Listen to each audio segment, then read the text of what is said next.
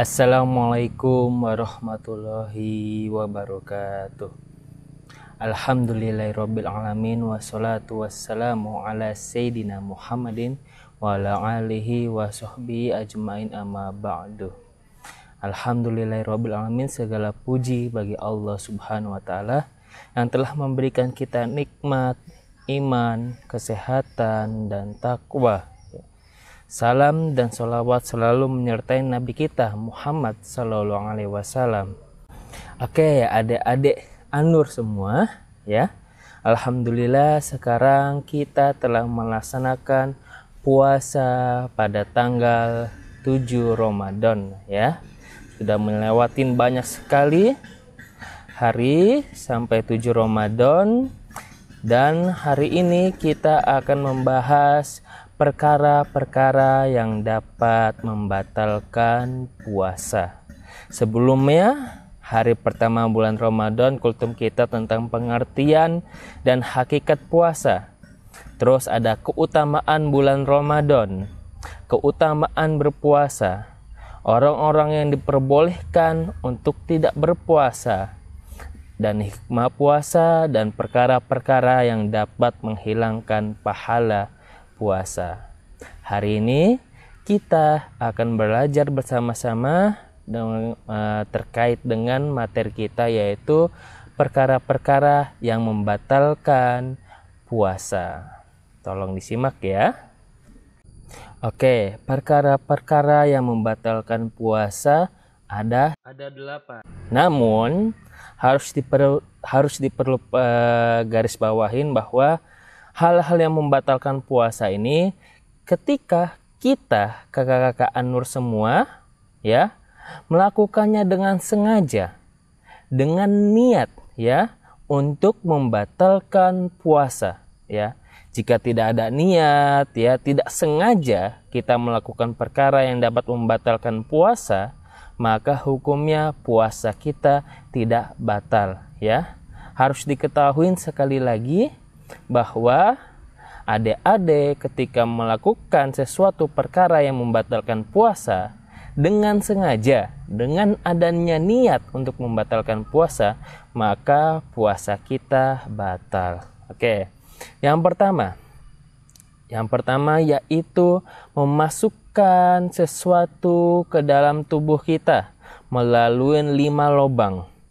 5 lubang, ya, diingat-ingat. Yang pertama itu memasukkan sesuatu ke dalam tubuh kita melalui 5 lubang.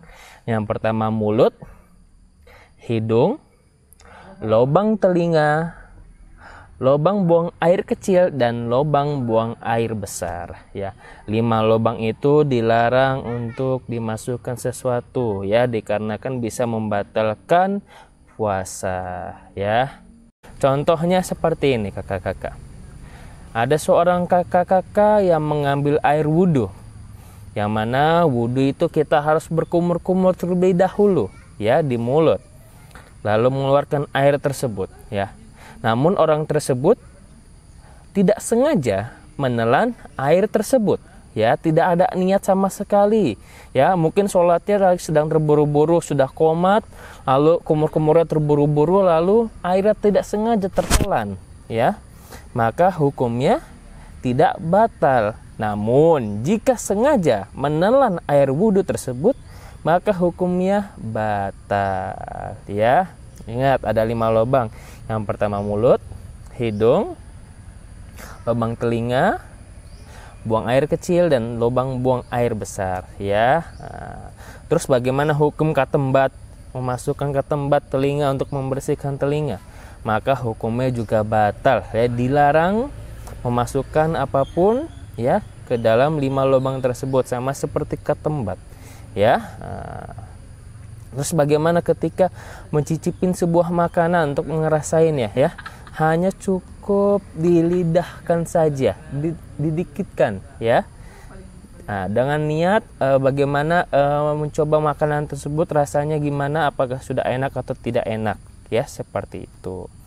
Namun kalau niatnya sambil menelan, ya, untuk niatnya membatalkan puasa, maka hukumnya puasa tersebut batal, Itu yang pertama ya.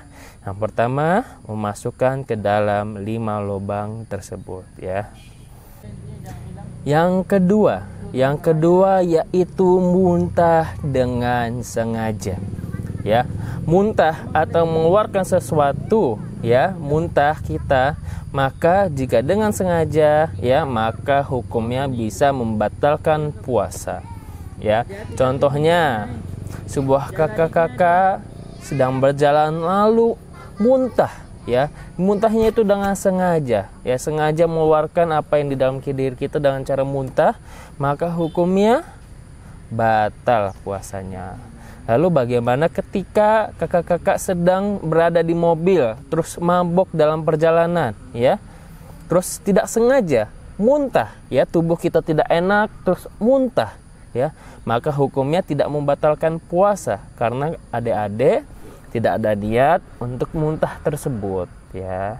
Itu yang kedua. Yang kedua adalah muntah. Yang ketiga yaitu mengeluarkan air mani ya. Mengeluarkan air mani dengan sengaja, maka hukumnya bisa membatalkan puasa ya. Terus bagaimana hukumnya ketika siang-siang adik-adik tidur, terus untuk yang laki-laki tidak sengaja mimpi basah ya, mengeluarkan mani saat tidur ya, karena saat itu kakak-kakak tidak menyadarinya, maka hukumnya tidak membatalkan puasa ya. Yang pertama memasukkan lubang, yang kedua muntah, yang ketiga mengeluarkan air mani dengan sengaja.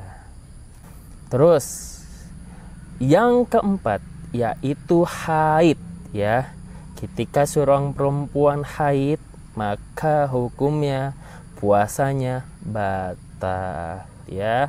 Haid ini tidak sengaja ya, sesuatu perkara yang normal untuk para wanita. Namun hukumnya bagaimana? Hukumnya batal puasanya. Maka perempuan ketika misalnya siang-siang puasa namun jam 1 haid, maka puasanya batal ya, puasanya batal, namun ya tetap ada mendapatkan pahala ya akibat haid tersebut, karena haid itu seorang perempuan tidak ada niat sama sekali ya untuk haid ya. Lalu ketika batal puasa maka boleh diperbolehkan makan minum ya, karena puasanya telah batal. Yang kelima yaitu melakukan hubungan badan ya. Untuk yang sudah nikah, maka jika melakukan hubungan badan ketika masa puasa, yaitu siang, pagi, atau sore ya, yang waktu-waktu puasa, maka hukumnya bisa membatalkan puasa ya. Siapapun yang melakukan itu, maka hukumnya membatalkan puasa. Yang keenam adalah gila. Maka hukumnya siapapun yang gila tidak boleh berpuasa dan membatalkan puasanya ya. Harus adik-adik harus berakal, sehat ya, dan tidak boleh gila, karena hukumnya gila itu membatalkan puasa. Yang ketujuh adalah nifas, yang dimana nifas itu adalah darah yang keluar ketika ibunda melahirkan anak-anaknya ya. Telah melahirkan kita, maka keluarlah darah nifas ya, darah yang keluar ketika kita dilahirkan. Yang kedelapan adalah yaitu perkara keluar dari agama Islam atau murtad ya. Jadi adik-adik jika keluar dari agama Islam maka hukumnya batal puasanya ya, dan seluruh pahala yang sebelumnya akan dihapuskan ya, dikarenakan keluar dari agama Islam atau murtad. Oke, alhamdulillahirobbilalamin. Cukup sekian materi kita yang perkara-perkara yang dapat membatalkan puasa. Ada 8 ya. Yang pertama, memasukkan apapun ke dalam 5 lubang, yaitu mulut, hidung, lubang telinga, lubang buang air kecil, dan lubang buang air besar ya. Yang kedua, muntah ya, muntah dengan sengaja. Yang ketiga, mengeluarkan air mani dengan sengaja ya. Yang keempat, haid. Yang kelima yaitu apa? Yang kelima, bersetubuhan badan ya untuk suami istri ya, maka hukumnya batal puasanya jika dilakukan dengan sengaja. Yang keenam, gila ya. Yang keenam itu adalah gila. Yang ketujuh adalah nifas. Yang kedelapan adalah gila. Jika perkara-perkara itu kita lakukan dengan sengaja, maka hukumnya batal. Oke, sekian. Terima kasih. Wassalamualaikum warahmatullahi wabarakatuh.